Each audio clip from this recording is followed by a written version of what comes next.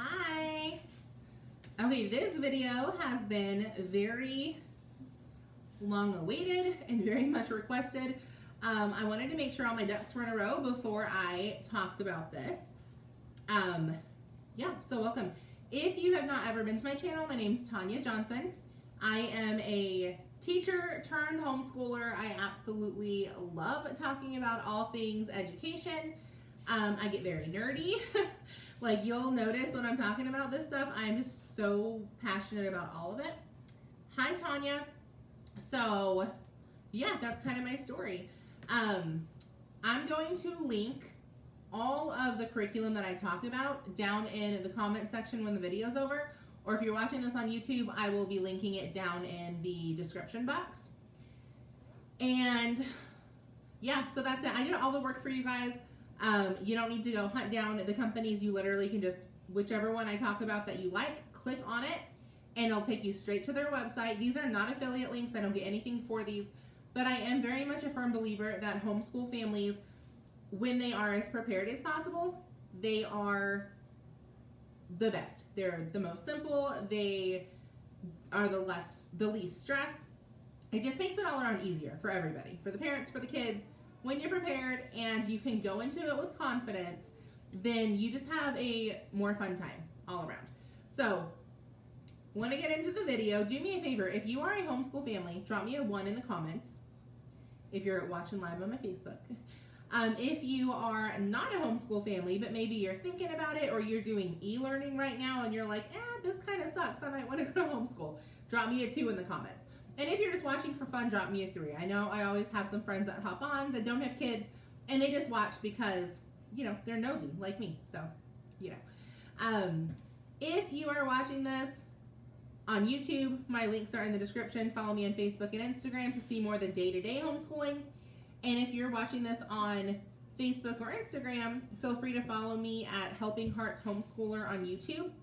If you're interested in more of just like product reviews and homeschool curriculum reviews and that kind of stuff. Hi, Deborah. Okay, so there are 4 different teaching styles, 4 different curriculum styles. So what I'm going to do, I'm going to go through each curriculum style, give you some advantages and disadvantages, because honestly, there is not one style that is like the best. Your hair looks nice. Oh, thank you. This is, I found some rabbit trail. I found some really amazing dry shampoo. I'm going to be doing a dry shampoo review pretty soon. Hands down, like, I found the miracle of miracle when it comes to dry shampoo. So I'm pretty excited. So 4 teaching styles. I'm just going to go through advantages and disadvantages and then give you a few curriculums that go along with that teaching style. And then at the end of the video, I am going to go through and ask you 3 questions that are going to determine, okay, which style is right for me, which style is right for my family. Then you can go check out the 2 or 3 different curriculums for that style and figure out, okay, which one's in my price budget, which one looks like I would enjoy teaching, which one looks like my kids would enjoy learning. So the first style is traditional textbook, and this is literally exactly what it sounds, guys. I need to get me, yes, you do. Deborah, if you want to inbox me, I can. Well, then it's Kenra. Kenra is the brand. Like, I don't need to hide it. Kenra, it's a salon brand. So, but if you can't find it or you want like an Amazon link to save a little bit of money on it, text me and I can send you a link. Traditional textbook. What this means is literally the information flows from the teacher and the textbook to the student. This is what 99.9% of public and private schools use because they have so many kids. That is the best method that they're able to get to a bunch of kids to do the same thing at one time. So the advantages of that is very minimal prep, meaning you get your box of curriculum, you open it, you sit down and you teach it. There's not a whole lot of hands-on printing or crafting or any of that kind of stuff. It's very cut and dry. So it is very easy to stay on target with the public school guidelines. So if you are in a state that, my potatoes smell like they're burning, but they have like 30 minutes left. So I think I'm smelling something else. Y'all, I get off track. If you have a hard time staying on task, drop me a 4 in the comments. Am I the only one that has like mom brain, like squirrel? Anyways, so this method is very easy to stay on track with your public school guidelines. So if you're in a state that is like very heavily ruled when it comes to homeschooling, you may look into incorporating the textbook style at least partially into your schooling. The disadvantages are as it does focus on short-term retention, meaning, I don't know if y'all remember a whole lot that you were taught in school, and you're all teaching your kids now, and you're like, I haven't learned this for like 20 years, I don't know. You probably were taught by a textbook teaching method, the traditional textbook method. Another disadvantage is it usually has additional changes, meaning when you're getting a book and a workbook, you can't use that same workbook every single year because the curriculum is constantly updating. So it's hard to order like used books or order like maybe you have the book and you're just trying to order the workbook every year. Well, if the book is constantly being updated, the outdated workbook doesn't work anymore. So you have to buy a whole new set of workbook for each kid for each grade. Now that's not always, I'm just saying that's a lot of the time when it is traditional textbook. Let's see. So yeah, hard to buy used, which if you're looking for budget conscious, if you are budget conscious, that might not be a great fit for your family. Now, a couple curriculums that are very traditional textbook, and again, they're all going to be linked down in the comments, guys. You don't have to write these down, I promise. Hi, Ashley. Hi, Kay. I haven't talked to you in a really long time. Kay is the girl that I started college with. It's her mom, like back from New Mexico when she knew me when I didn't even know how to like barely, string a sentence together, let alone teach other moms how to homeschool. She's probably like, why are you teaching your kid? Just kidding. I don't think she thinks I'm dumb. So the curriculum that would go along with traditional textbook would be Christian Liberty, Purposeful Design, Alpha and Omega, Bob Jones University, Apologia, and Master Books. Now, you'll notice some of these are going to be repeats, meaning there are some curriculums that will work in multiple teaching styles. Not many, but there are some, so keep that in mind. So the first, I say a lot. I'm realizing I say a lot. The first teaching method is traditional textbook. The second one is Charlotte Mason. Now, Charlotte Mason, I feel like is a very popular one among homeschool moms. When I first started homeschooling 4 years ago, I feel like that was talked about a lot. And that was one that I felt like this was very popular. So many of y'all probably have heard of it. It's also called Living Books or Nature Study. They all kind of go hand in hand.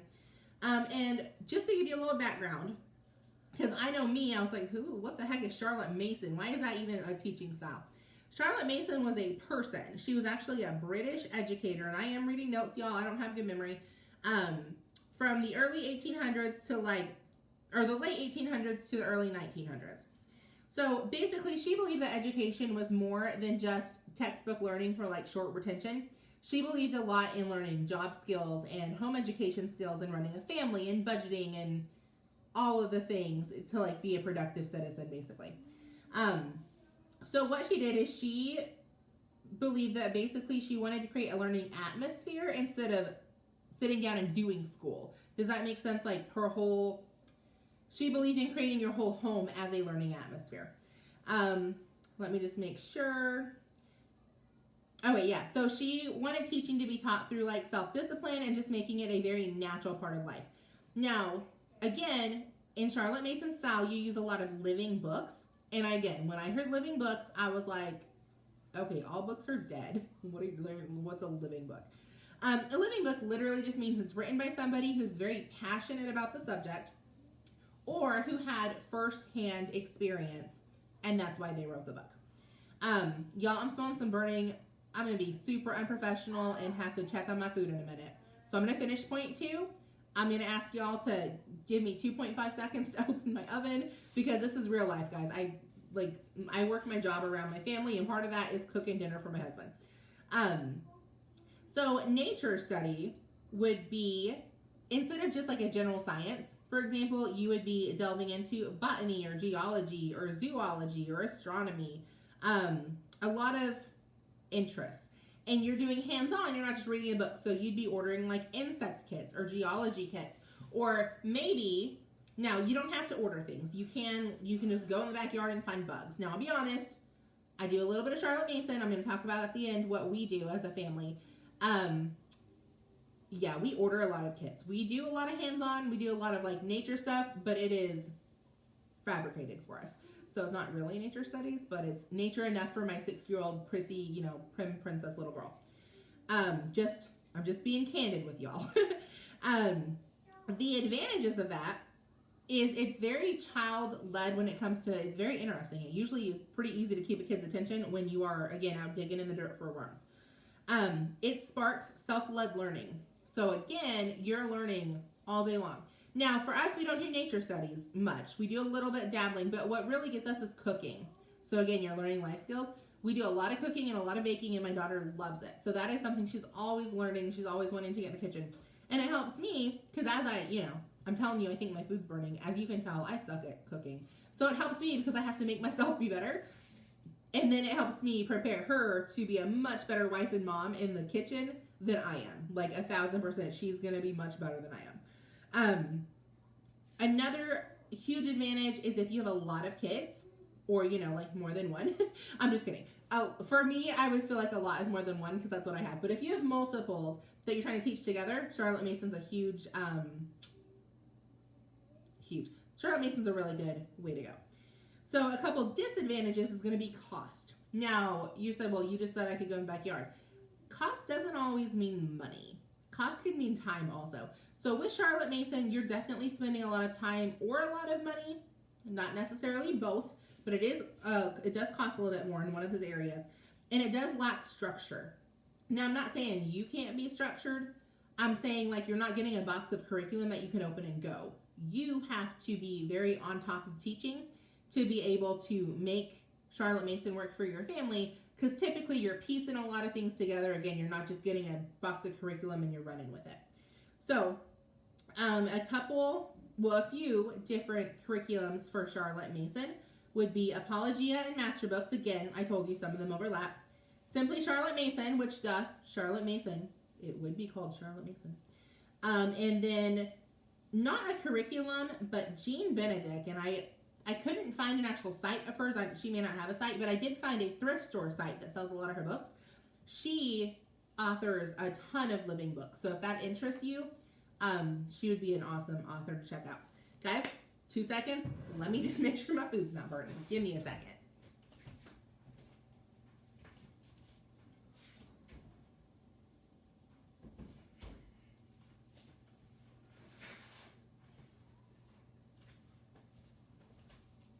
All right, we're looking good. I think I'm smelling because I cooked a bunch of vegetables on the same pan, and now I'm roasting potatoes on that pan, and I think a couple vegetables maybe got stuck and stayed there. I think that's what I'm smelling.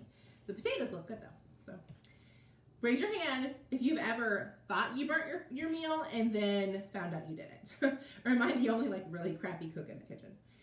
So first one we went over is traditional textbook. Second one, Charlotte Mason. Third one is classical. Now this is my personal favorite, not the one we necessarily teach. I'm saying my favorite. You're going to find as a teacher and as a parent that one of these is going to stick out to you way more than the other. And you're going to be tempted to just run with that style. Now, at the end, I'm going to tell you why that is not a good fit for your family, but just keep that in mind when you tune me out, because you already fell in love with one of the first two that I mentioned. Stay with me. Listen to all 4 of them. The third one is classical. Now, I like this because I'm very much a type A personality. I love planners. I love all the things, organization. So this just makes sense to me, and that's what I want to do all day long. However, and again, I'll tell you at the end of the video why, if I ran with this style with my daughter, she would fail. She wouldn't learn a whole lot, and she would probably hate homeschooling by the time she was like 10. So classical basically focuses on this 3 stages of learning. First stage is grammar, and that's basically going to be your elementary school years. What that focus is because when your child is younger, they're naturally like a sponge when it comes to facts. So it focuses a lot on memorization and resuscitation. You're able to just memorize things and spit it out like boom, boom, boom, boom. Then once they get into upper elementary / lower middle school, or even all of middle school, you focus on the logic. At that point, your kid's brain has developed enough that they can think analytically and they can see through with like cause and effect. So they're able to really look ahead a little bit and problem solve and critical thinking and that kind of stuff. Then towards the later middle school for some kids, most kids high school, you focus on rhetoric, which that is when your kids really can communicate what they believe through speech. So for maybe the younger half of that, you're able to do a lot of, what do you call it? Oh, never mind. Whole different subject. Your kids are able to communicate what they believe through speech. So that's going to be a lot of like research papers and writing and just really them being able to explore a lot on their own and then come around and teach it to you basically. So it focuses on those three again. And with my brain, that just makes sense to me. I would love to just teach all of that. But again, for my kid, that's not a good fit, and I'm going to show you why. However, with the classical teaching style, usually science and history will correlate with each other. So for example, if you're teaching like a basic astronomy, you're also going to be teaching for history the Renaissance period, because the study of astronomy really flourished during the Renaissance period. So they're kind of going to go hand in hand, and that's how you're going to teach them. Now, the advantages of this is it focuses on academic rigor. And again, that's why I'm so drawn to it, because I love just learn. Like, let's do facts and let's just get all of this knowledge. However, not great for everyone. It is also an advantage that it's very well laid out and easy to teach. It usually, again, comes in a pre-packaged, pretty little box. Again, I'm drawn to this. You can just open it and go. Now, the disadvantages, it's very teacher intensive, meaning you're going to be spending a lot of time teaching your kids. So maybe you're trying to work a part-time job or a full-time job. That might be a sign this may not be a good fit for you, along with teaching your kids. Now, another disadvantage is it is very academically rigorous. Now you say, well, you said that was an advantage. It is for some kids. For some kids, my daughter being one of them, no. Now, that doesn't, okay, I don't even know how to say this. That doesn't mean some kids are smart and some kids are dumb. It means some kids learn really well through a textbook and laying it out and just memorizing a lot of stuff and regurgitating it. Some kids don't. Some kids are very, very smart, but they're not going to be very smart when it comes to just memorizing a bunch of facts they need to see or hands-on. And I have a video that talks about this is the teaching styles. I have a video that talks about the learning styles, and that's from a kid's perspective. You have to get both and mix them together. If your teaching style doesn't match what your learner is, their learning style, you're going to like oil and water, and it's not going to work for your family. So that is one thing I'm going to touch on a little more at the end, but if you don't know what that means, that's okay. Like, I just stay tuned, okay? Stay on to the end. So that is something that, okay, let me put it in a little different thing. Some people are naturally very book smart. All that means is they can memorize crap really quick. I am naturally very, very book smart. And it's a good thing, because if y'all don't know my story, I dropped out of school in 7th grade. Now, I enrolled in a homeschool program. All I did was copy the answers from one book to another, basically so my mom could keep her government assistance, and I went to work full-time. We needed money to pay the bills. My mom was a single mom of 5 kids. It is what it is. When I was 16, at the advice of a very, very smart mentor of mine, I went and got my GED. Now, this is what I'm talking about, book smart, guys. I didn't go to 8th, 9th, 10th, 11th, or 12th grade. I missed out on a lot of stuff. There's a GED prep book. I studied that for a week, memorized as much as I could, went and took the test. 800 is a perfect score. I scored a 780 and got a full ride scholarship to New Mexico State University. Didn't complete my middle school years, let alone high school. Only because I'm book smart. I can memorize crap. I can't tell you today what I learned at all, but I memorized it, and I went and took the test. Other kids are going to be a lot more common sense. My brother is an example of one of these kids. He did not graduate high school. I think he completed 9th grade. I'm not sure.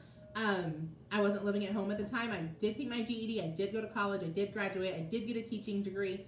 I did go on to teach and then to homeschool. And I had a very book smart career. And now I teach other women how to make money online.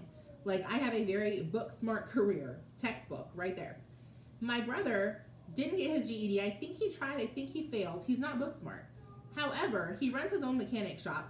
Not like cars, but he can take apart and put together like washing machines and small appliances.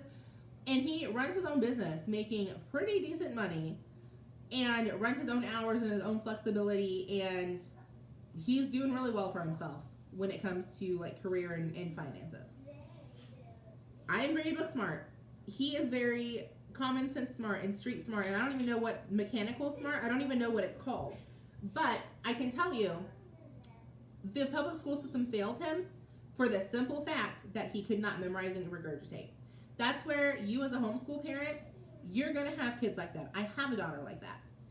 I would fail her if I just expected her to regurgitate everything. She has to learn. And again, it goes more into it in the learning styles video. It is, again, going to be in the comments. Please watch it. Like, just, especially if you're like, my kid's just not learning, I don't know what to do, please watch it. And again, if your kid is doing great with this kind of style, go for it. There is not a right or a wrong. There is what works for your family and how best is your child learning and retaining the information. So a couple curriculums for the classical style would be Memoria Press and Classic and Academic Press. Very much. And again, I didn't know this when I was looking at curriculums, but I was drawn to Memoria Press. I almost bought the whole thing. I'm glad I didn't, because my kid would have like not done well with it. But I loved it because this is the style that I learn best. It's the style that I teach best. It's what I like to do. But again, doesn't matter if the one that you're teaching is not learning through this. The fourth, so we did I'm not looking back at my notes, just kidding. Traditional textbook, I'm just telling you I have a good memory and I can't remember any of this. It's late, y'all. Traditional textbook, the Charlotte Mason. Third one was the classical, and the fourth is the unit studies. Now this one is freaking fun. Like, this is one that I feel like every kid would choose if they were like, oh, I just want to do unit studies all day long. So unit studies is basically you're teaching as many subjects as you can while you're focusing on one theme. So I'm just going to give you an example. Let's say your kids are really interested in birds. You're going to do a unit study on birds. So for science, you're going to study anatomy of birds. You're going to study how they build their nests. You're going to study migration, flight. For art, you're going to build nests. You're going to build some birdhouses. For social studies or history, you're going to study history of bird watchers. History of bird watching, rather. Like, how did it originate? When did people just start watching birds? You're going to study some biographies of famous bird watchers. For geography, you're going to study maps of different bird species as far as like migration patterns. For language arts, for the younger kids, you're going to do copy work and you're going to memorize little poems and you're going to copy little poems. For the upper levels, that's when they're going to really do like their research papers and writing, and they're going to come and do like a speech on their favorite bird and why it's their favorite bird and that kind of stuff. Yes, my daughter wants us to come say hi. For vocabulary, you're going to focus on terms related to birds. Shocker, right? You're learning about birds. We're going to learn about bird words. Math. Now, math is more of an application when it comes to unit studies. Hi. All right. Thank you, ma'am. I love you. So an application. So you're going to study like flight distances. You're going to compare distances with different species. The advantages of this is, like I said, it's fun, guys. The kids like it. Now, how many of you, drop me a 5 in the comments, if you just listen to this and you're like, I would love to do school like that. It's fun. Now, yes. It's just a fun thing for kids to learn about. There are other things that will pop up, and really quickly, you're going to learn what your kids are interested in. You may be talking about birds, and you're doing your bird unit, and then all of a sudden, oh, look, my kid really wants to learn more about specifically chickens, maybe. Now, I know that's not like a bird we typically talk about, like migration and stuff, but it is a bird. And maybe, so you're going to transition, finish up your bird unit, transition into either chickens or maybe even farm animals. Maybe, I looked into doing this year, we may still do it, towards the end of the, like, mid-2021. hatching chickens. Why not, right? Like, how much fun would that be? For the kid, not for the mom that has to clean it up. That I'm not looking forward to that. Don Van Vliet is on here. I see him. His family, I believe a friend was hatching chickens, and so like they watched them in the incubator for a while, or babysat basically, while the family went out of town or did something. I don't remember, but I remember they invited us over for Glory to like play with these little tiny baby chicks, and she loved them. All I could think was, man, whoever's cleaning up all this bird poop, like, I feel sorry for them. But it doesn't matter because we do things for our kids that we wouldn't normally do. So there are a lot of advantages for unit studies. You can teach multiple ages. It's very, very flexible, right? The disadvantages, however, again, very high teacher involved. There's a lot of hands-on, a lot of things that you have to do. And it is very hard to track if you're in a state that, again, you have to meet a little bit more rigorous government standards when it comes to the public school system. So, a couple things to keep in mind. Now, there's 2 curriculums that are really good for this. There's the Trail Guide, just kidding. Oh, Geo. Oh my goodness. I wrote this down. You know what? It's going to be linked in the comments. It's Geo something, and I can't even read it. Guys, I'm so sorry. I'm such a professional, like, blogger person. I don't even know what I'm called. That's how professional I am. But y'all, I'm just a real mom. I'm a real mom that studied this, and I studied homeschooling in general, and, like, I've gotten real passionate about it, and I love doing it, and I just love helping other real moms. So, y'all, don't judge me too harshly, okay? And then layers of learning is another one. That what they do is they have unit studies laid out that you can buy, and it kind of, I don't want to say does all the work for you, but it kind of does. It just makes it easy. Now, those are the 4 main ones. Traditional textbook, Charlotte Mason, classical, and unit studies. Now, we fit in category number 5, which is called eclectic. All eclectic is a fancy word for is I take a little bit from each one of those, and that's how we learn, okay? So, again, just being honest, sometimes you're going to find one of these, and you and your kid both fit in that category, and you're going to run with it, and that's your whole style. Your whole homeschool life is going to be centered around that style. Other times, you're going to be like me, and you're going to like different parts of different ones and dislike different parts, and your kid is going to be the same, like and dislike. Certain things work, certain things don't.